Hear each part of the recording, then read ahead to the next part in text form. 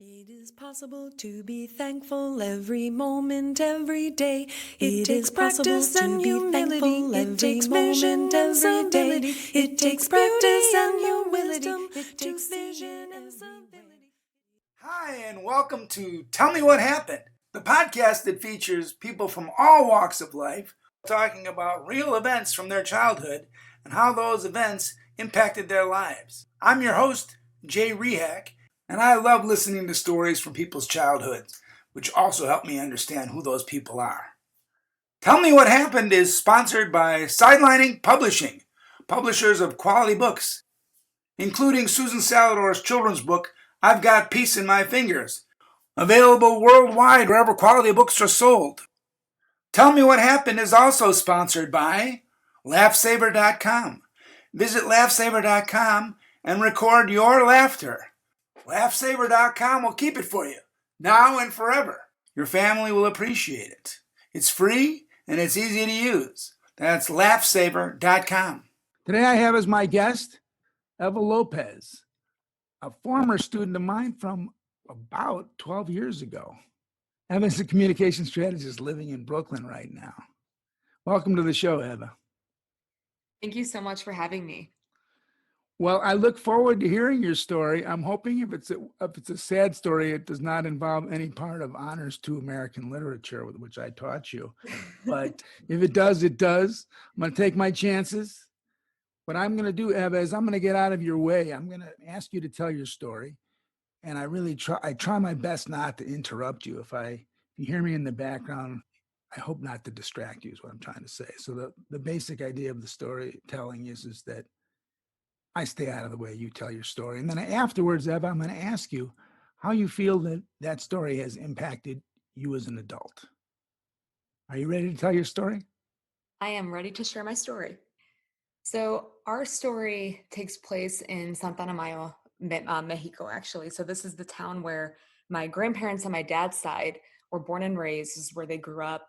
And back when I was about 8 or 9 years old, I spent 2 weeks with them back in Santana. And those 2 weeks were just some of the best weeks of my childhood, honestly, because I got to see a whole different world. I got to explore the town that my grandparents were from. I got to meet and make relationships with a lot of my family members that I, had never met before or had only met in passing and previous trips down to Mexico when I was younger. But this trip was the first time that I was old enough to actually form memories and, like I said, build relationships with certain cousins and other family members. But the specific story that I want to tell is one in which one day I went to my tia Oli's house, and she lived right next door to my grandparents, their house there in Santana. So I went over there, and we had a whole list of errands to do that day. And the first errand was we had to go to the market to pick up some groceries and just some other things that we needed for the house and for dinner that night. So she takes me to the town market. And to paint the picture, Santana is a very rural town, very rural community, a lot of dirt roads. The market, you see live animals in cages that you can just go and buy hens and live chickens. And, you also have people that are selling vegetables and fruits that they grew right there in their backyard. So this was to paint a picture of what this market looked like. It was something that I had never seen before, having grown up in the US. So it was a bit of a culture shock for me, but I loved it. And so my aunt, she guided me to this woman who was selling live chickens. And she goes to me, she goes, "Can you help me pick out a chicken?" And I said, "Sure." So I'm looking at chickens, and here I am thinking, oh, well, this is going to be another chicken to add to the coop that my aunt has in her backyard. Because my aunt, they had a number of chickens that they would raise and lay eggs and collect and sell those eggs and use them for dinner and everything. So in my head, I'm trying to find a really nice looking chicken to add to that community that they have back in the backyard, right? So I find a really nice plump white chicken, and we purchase it from the woman who's selling them there at the market. And then we head back to my aunt's house. So once we get back to my aunt's house, we go straight into their backyard. where they have the chicken coop and where my other aunt is starting to kind of get the things together to start making dinner. And my aunt turns to me and she goes, okay, so now I need you to hold down this chicken's legs for me. And I'm very confused because in that moment I realized, oh, I was helping to select the chicken that we were going to eat for dinner tonight.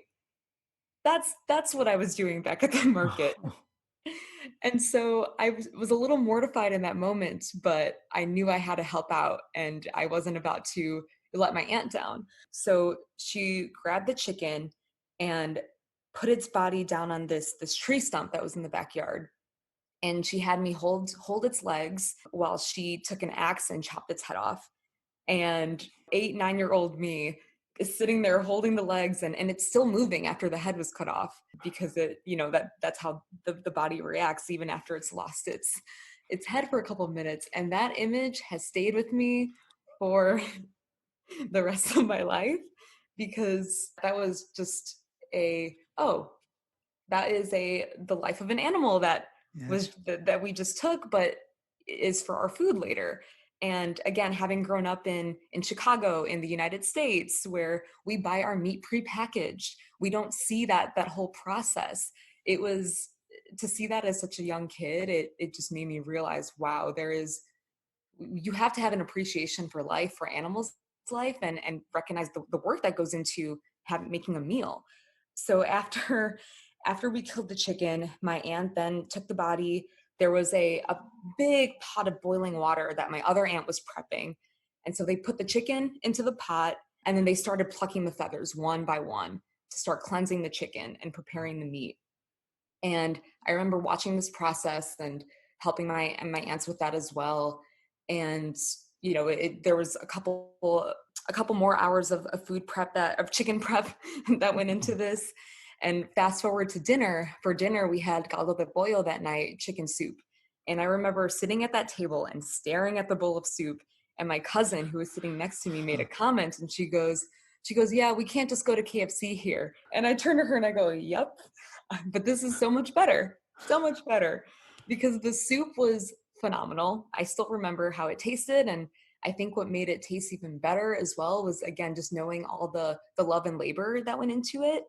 And my aunts and just in general, my family and the community in Mexico, when you do see prep your food from the market, from farm to table like that, there is really an appreciation for everything that went into it.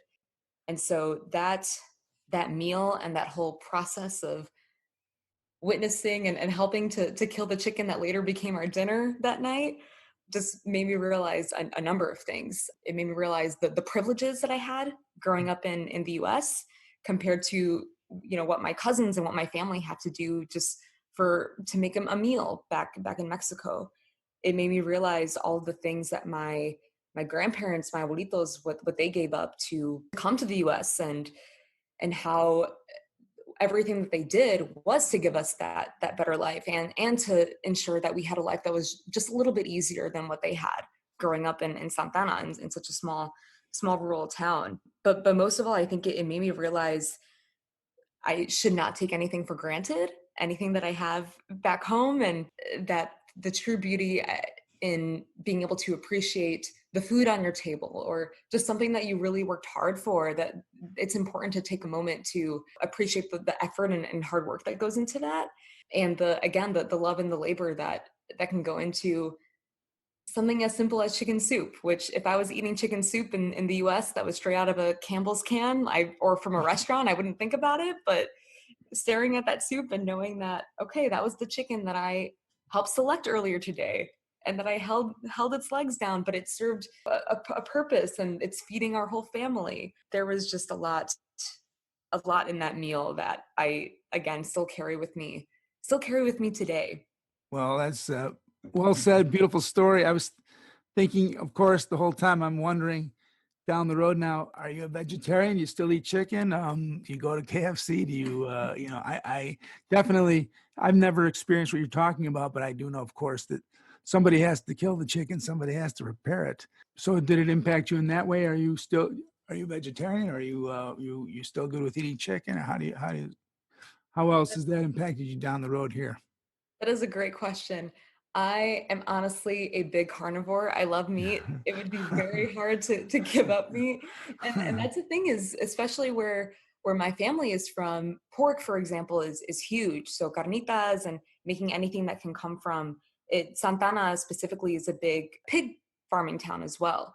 And Mm. so, but the animals are treated there with respect, and there's this just common knowledge that yes, we're going to eat these animals, but in knowing that and knowing that they're providing the food for this family, it's important to treat animals with respect and understand that when you're raising them, when you're killing them, to do it as humanely as possible. So that was part of the other lesson that I learned. And so that experience did not deter me from eating meat, but it did just make me more appreciative of, wow, this is the process that goes into it.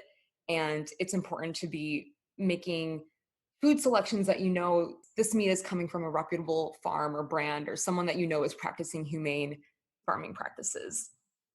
Yeah, it's great. I agree with you 1,000%, because I definitely think these animals, they are a gift to us in terms of our ability to eat food, et cetera, but also they should be treated with respect. And I think people who are farmers are generally people who are humane, people who understand the process, and certainly don't abuse animals for the purpose of abusing them. They literally understand that this is nutrition, and this is helps sustain the world. Well, thank you for that story. I feel kind of badly for the 8 or 9-year-old Eva back then, picking out that chicken, thinking, oh, it's a cute little chicken, or thought you're picking out the cutest one or whatever, and turning out, oh, that's tonight's dinner. That's it. Well, thank you for coming on the show. I appreciate your time, and it's good to actually reconnect many years later after you're in my class. I talked to you briefly before the show, and I said it's only been a few years, and you wound up telling me that you've actually graduated from Whitney Young about 8 years ago. Is that right? Yes, in Wow. 2012. The time flies by. It does. It does.